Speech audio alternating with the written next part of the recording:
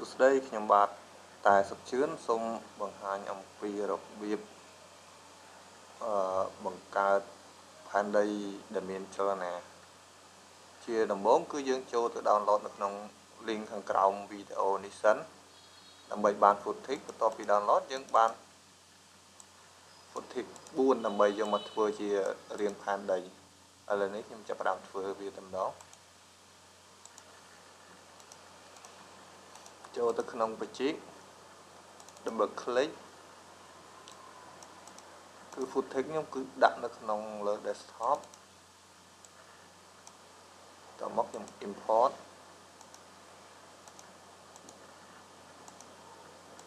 តមកទៀតខ្ញុំយកផែនដីយកមកយករូបផែនដីយកមកធ្វើឥឡូវនេះខ្ញុំទាញរូបផែនដីចូលជា composition មួយហើយបន្តមកទៀតខ្ញុំដាក់ពពកនៅពីលើផែនដី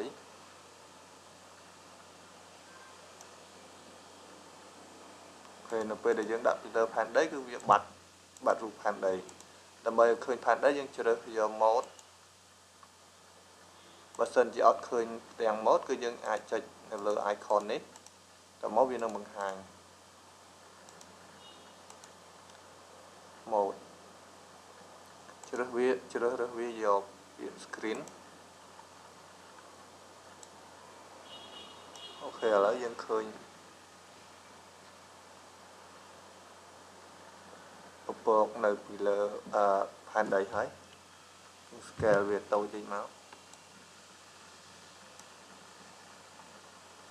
អូខេឥឡូវនេះយើងឃើញ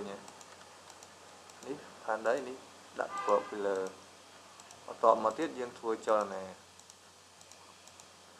បើសិនជាយើងធ្វើចលនាដោយទាញ position នៅពេលដែលយើងអស់មកវានឹងផុតខាងចុងដូច្នេះយើងអាចប្រើចលនាដោយទាញកំណត់ position បានទេ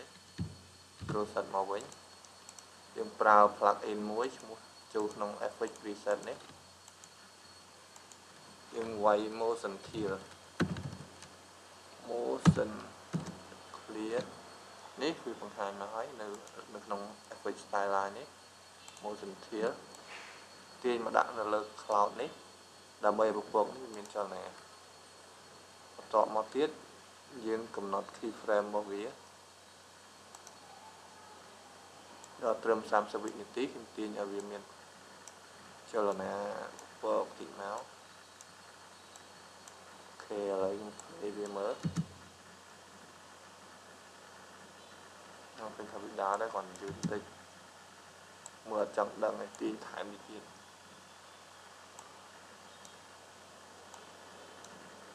ទោះបីទាញប៉ុណ្ណាក៏រូបពពកហ្នឹងគឺវាអត់ផុតដែរ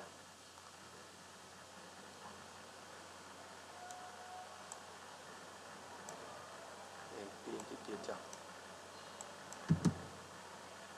ហើយឃើញថាពពកនេះវាដើរពីលើផែនដីបន្តមកទៀតខ្ញុំបិទcomposition នឹងចោលចូលទៅក្នុងបច្ចេកយើងបង្កើតបាន composition មិញនេះគឺយើងបង្កើតនេះមានពពកមានអីនេះតមកខ្ញុំបង្កើត new composition មួយទៀតជ្រើសរើសវាយក1200 1920គុណនឹង1080 HD តមកខ្ញុំយកcomposition ដែលបង្កើតហ្នឹងយកទាញចូលនៅក្នុង composition ថ្មីដែលយើងបានបង្កើត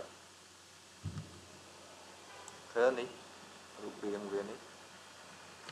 មកតមកខ្ញុំខ្ចប់វាឲ្យទៅជារាងមូលដោយប្រើ effect sphere CC sphere SHP O sphere SPH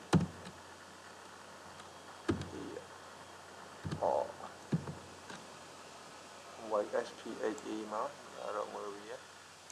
នេះ CC sphere នេះទាញមកដាក់នៅក្នុងផែនដី composition ផែនដីដែលខ្ញុំធ្វើឲ្យមិញនេះតមកឃើញវាមានរូបផែនដីវាមូលបាត់ហើយភាសាយើងដាក់ effect ដោះចេញឃើញធម្មតាយើងដាក់ effect CC sphere ទៅវានឹងខ្ចប់ទៅជារាងផែនដីមូលហើយយើងអាចទាញទំហំវា video នេះចង់ឲ្យវាធំទូចអីដាក់មកមុំប៉ុន្តែ ខេ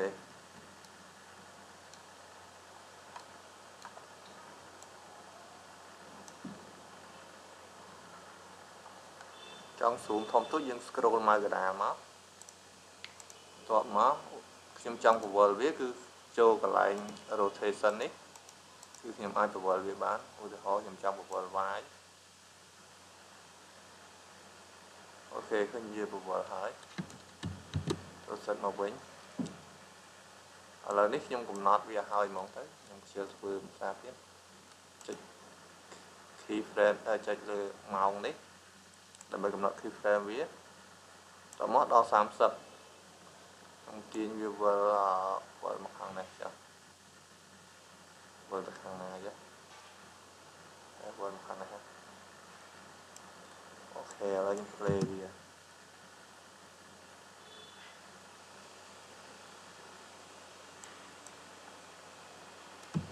ឃើញថាផែនដីនេះយើងផែនដីនេះវាវិលហើយបើយើងចង់មើលអា key frame ដែលយើងកំណត់ទាំងប្រមាណយើងចេះអក្សរ U ដើម្បីមើលវានេះខ្ញុំកំណត់ rotation វានេះតមកទៀតមើលទៅវាអត់ទាន់ស្អាតទេគ្រាន់ថាយើងអាចប្រើការបានឥឡូវនេះខ្ញុំចង់សេរីភ្លើងវាចង់ឲ្យមកនៅខាងនេះវិញឲ្យមកនៅខាងនេះវិញយើងដើម្បីសេរីពលឺយើងចូលកន្លែង line នេះតាមមកយើងពវល់លើការ៉េដែលយើងចង់ឲ្យវាភ្លឺនេះអូខេតែមិនឲ្យភ្លឺខាងនេះ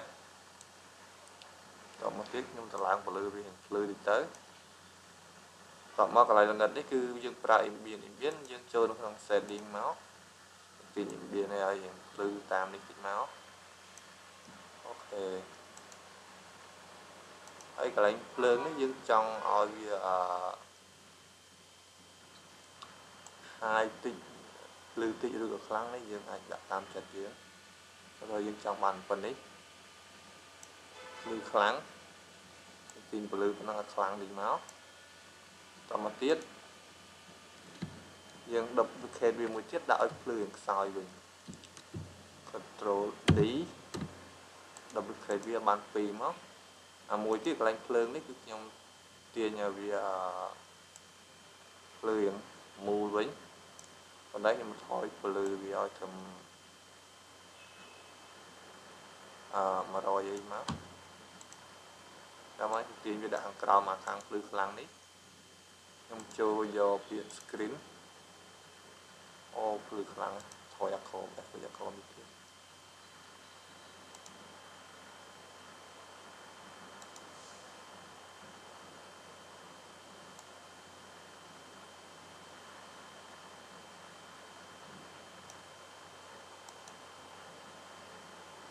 ឲ្យមានវាតិចសារវាភ្លឺខ្លាំងពេកខាងលើបថយដែរ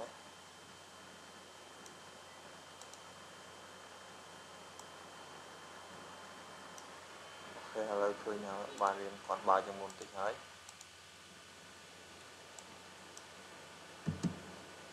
ឥឡូវខ្ញុំ play វាមើលអូខេវិលហើយបន្តមកទៀតខ្ញុំចូលកន្លែងពជីបរបស់វានេះមាន2 tab ខ្ញុំទាញ background ខ្ញុំមកដាក់ឥឡូវនេះខ្ញុំដាក់ background ពីក្រោមវា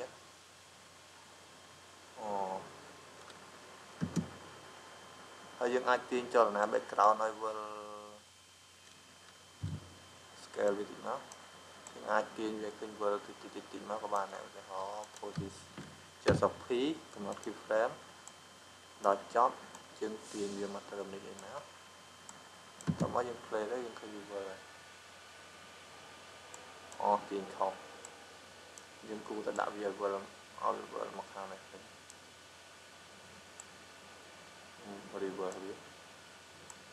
ទាញទៅឲ្យវាវិល background វិលមកខាងនេះវិញឥឡូវខ្ញុំ play តាមមើលហើយខ្ញុំចង់ដាក់ផ្កាយទាញ star នេះយកមកដាក់ពីលើ galaxy នេះមកយើង scale វាធំតិចមកឃើញផ្កាយច្រើនហើយយើងបាត់អារូបgalaxy ហ្នឹងហើយបាត់រូបមេឃហ្នឹងហើយដើម្បីឲ្យវាឃើញមេឃយើងចូលទៅក្នុង color dot ដើម្បីយើងឃើញផ្កាយផងមេឃផងនេះបិទនេះដាក់ផ្កាយនេះមេឃបើចង់ថយផ្កាយទៀតយើងអាចថយចេះសទីថយវាតិចមកអូខេឥឡូវមើលទៅយើងខ្ជូតតិចហើយតមកទៀតខ្ញុំចង់ខ្ញុំ make up ផែនដីតិចហើយខ្ញុំចុច control អានេះខាងលើខ្ញុំចុច control D លើរូបផែនដីខាងក្រោមខ្ញុំទាញយកមកដាក់លើមួយទៀត rename វាមួយសិនអានេះ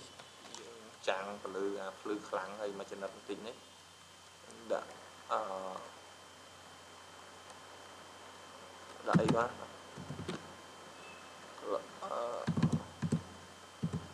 ឡាយមួយដល់មកនេះដាក់រូប fin វា origin បាន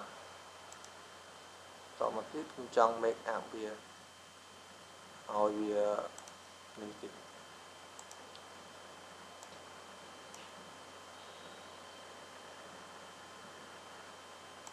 ចង់ make up វាឲ្យវាមើលទៅចាំងពលឺបន្តិច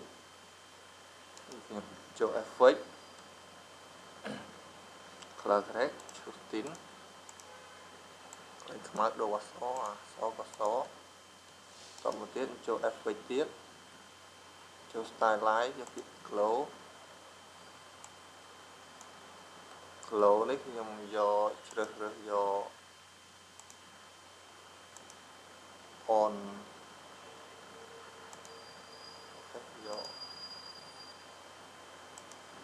យក behind សិនសាកមើលសិន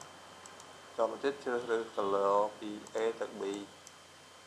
color A ខ្ញុំរើស white and hue ភ្លឺតិចមក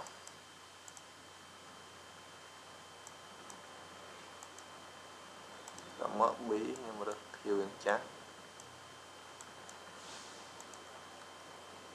អូខេតមកខ្ញុំទាញភ្លឺវារើសយក on top មកទៅ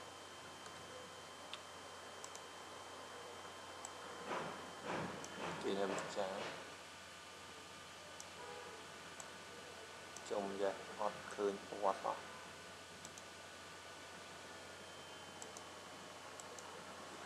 អត់ឃើញចេញតែពណ៌សសតចឹង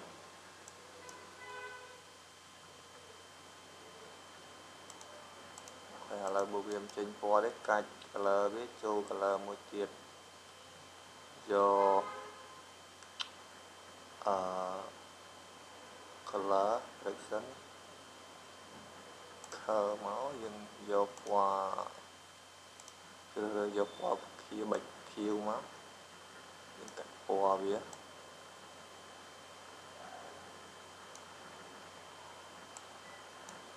មកកាច់ហើយនៅតែមិនទៅចាខៀវហើយ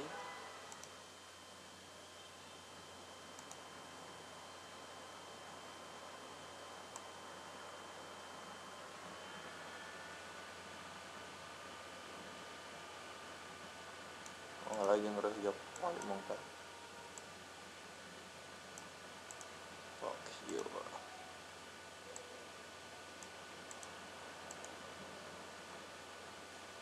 អូខេឥឡូវយើងដូរពណ៌កន្លែងទីននេះតមកយើងចូល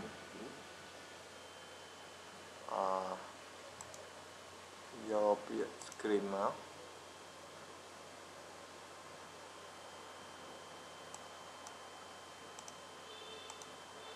តមកទៀតខ្ញុំ move វាទៅជា composition ចុច control CC move all preview នេះតមកទៀតខ្ញុំដាក់ mask រើសយកពាក្យ screen វិញខ្ញុំប្រើ mask ellipse នេះចុច C ដើម្បីវា move ចុច control ដើម្បីវាចំកតាបន្តមកទៀតយើងចុចអក្សរ S invert វាពី feather វាតិចមក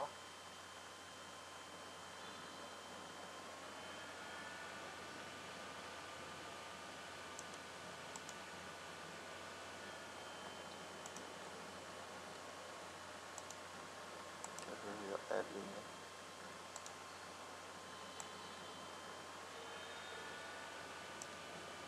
ខេតមកទៀតខ្ញុំ control D វាមួយទៀត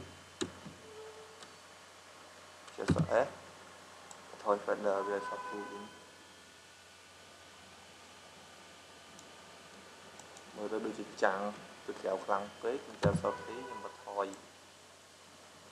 នេះវាអូខេឥឡូវនេះយើងបានផែនដីមួយដែលមានចរណែហើយ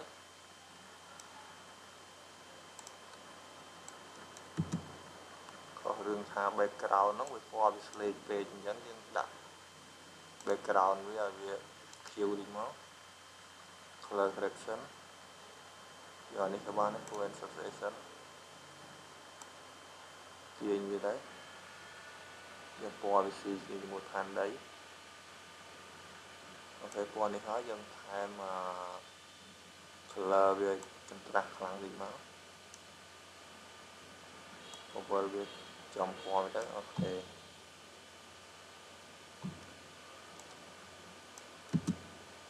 អូខេឥឡូវយើងបានផែនដីមួយមានចរណែហើយមើលទៅយើងជូតដែរហើយយើងសុំប៉ុណ្ណឹងបានសម្រាប់សិន